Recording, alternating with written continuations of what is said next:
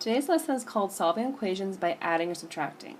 By the end of today's lesson, you'll know how to solve an equation through something called transforming the equation. So in your notes, I want the title, Addition, Property of Equality, as well as the sentence. Whatever you add to one side, you have to add to the other side. Don't worry about this part just yet. So this section is the technical math section. We're using an algebraic expression. So basically what it's telling you is we have two numbers, A and B. They're equal to one another, so they're balanced.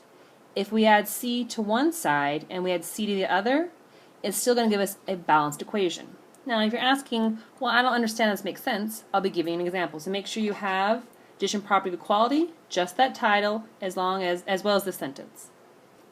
So go ahead and write down the directions, balance the equation below, as well as example number 1.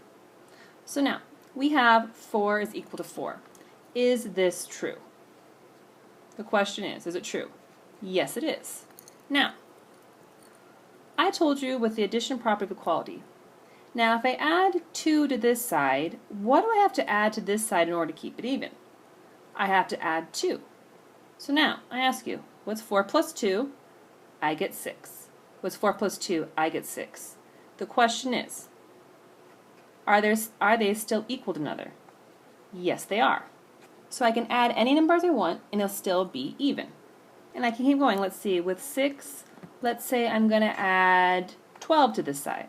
Well, what do I need to add to this side in order to remember? I got to keep it nice and even. So what do you need to add to it? I have to add 12 also to this side. So with 6 plus 12, I get 18. With 6 plus 12, I get 18. So the question is, are these equal? And the answer is, yes it is.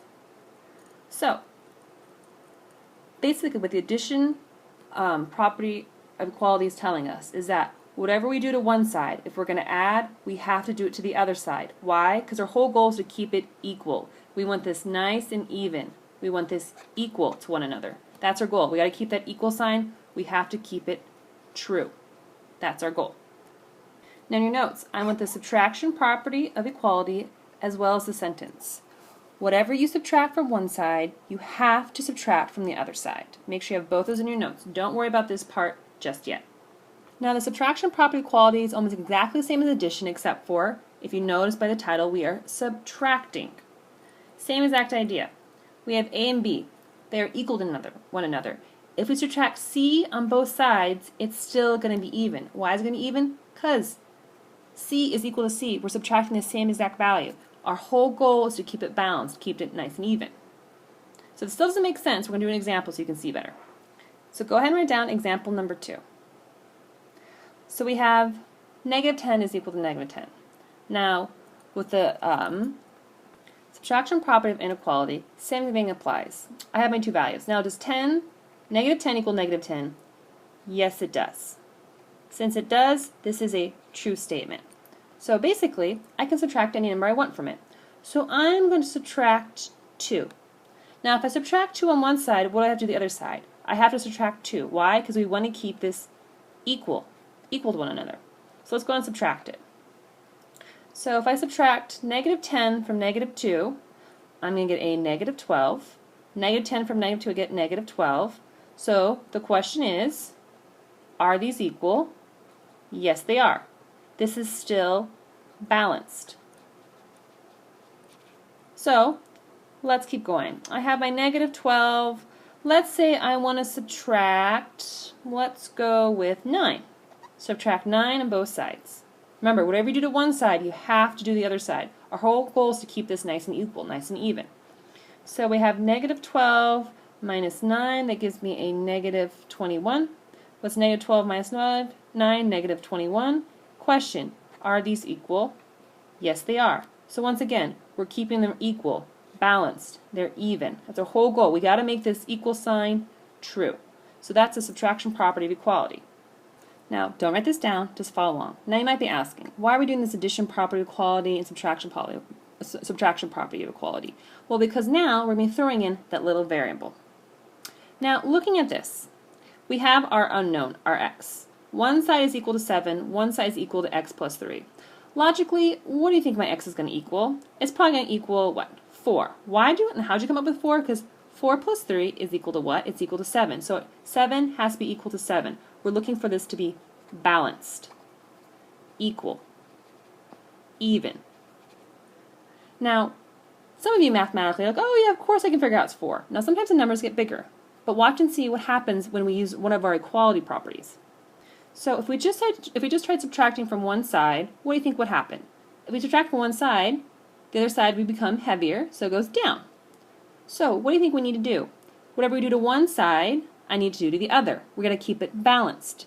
And when we subtract, what do you get as your answer? You end up with x is equal to 4. So what's our value of x? It's equal to 4.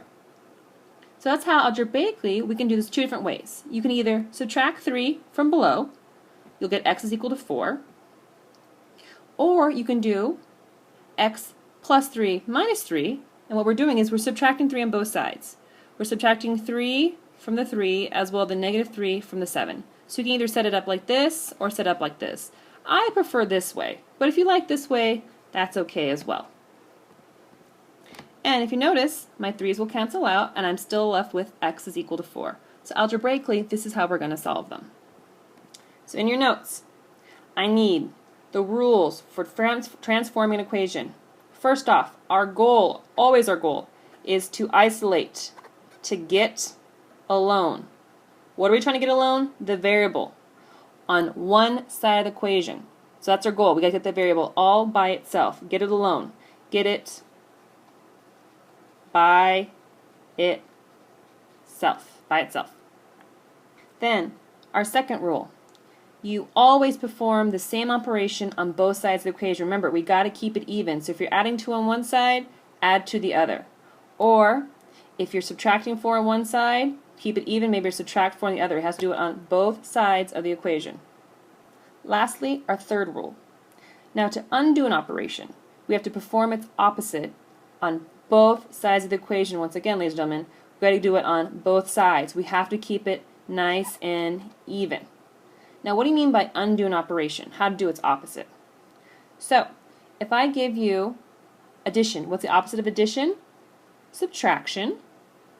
What's the opposite of subtraction? Addition. What's the opposite of multiplication? Division. And what's the opposite of division? Multiplication. So I want you to think of it opposite of PEMDAS.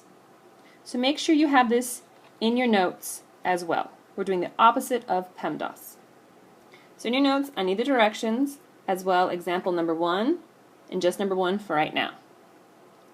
So looking at example number 1, what's our goal? Our goal is to get this little variable all by itself.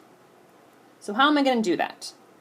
Now I told you we have to do the opposite operation. So what's next to it? I have this positive 3, or adding 3. So what's the opposite of adding 3? The opposite would be subtracting 3. But remember, whatever I do on one side, I have to do what? On the other. So I subtract 3 on this side as well. Draw my line. So I know that my 3's are going to cancel out, because what's a positive 3 minus 3? I get 0. And 0 we don't have to write down there. Our x comes down, my equal sign comes down. What's 10 minus 3? And gives 7 as my answer. Now some of you are like, well, why did you go through all those steps to subtract these numbers when it's so simple? Because when you look at example number 2, not so easy to do in your head of how we're going to solve that one. So go and write down example number 2 right now. Now once again, what's my goal? I need to isolate. I need to get that x all by itself. So how do I do that? I do that by undoing an operation. So we take a look. What's the number next to it? Now we are adding a negative 233. But my question to you is, what do I need to do to this number in order to get 0 as my answer? Well, since I have a negative number, negative 233, that means I need to add 233, not just to one side but also to the other side. Remember, we got to keep it nice and even. So I add 233 to this side, and let's see. I know these are going to cancel out, so I'm left with my x. I'm left with my equal sign. Now let's go and add this together. We get 3, 8, and 6. And I like to always have my variable up front. So I'm going to rewrite this as x is equal to 683, and that will be my answer. Now on your own, go and solve number 3 as well as number 4. Now, number 3, taking a look at number 3, once again, what's our goal? Our goal is to isolate. We've got to get it all by itself. And how do we do that? We do that by undoing our operation. So if I have a negative 4, what's the opposite of a negative? The opposite of negative is a positive. So I'm going to have to add 4 not just to one side, but also to the other side. I add 4 over here. My negative 4 and my positive 4 cancel out. Left with the y is equal to 15. She's gotten y equals 15. Now, let's go and take a look at number 4. Once again, what's our goal? We've got to get this little n all by itself.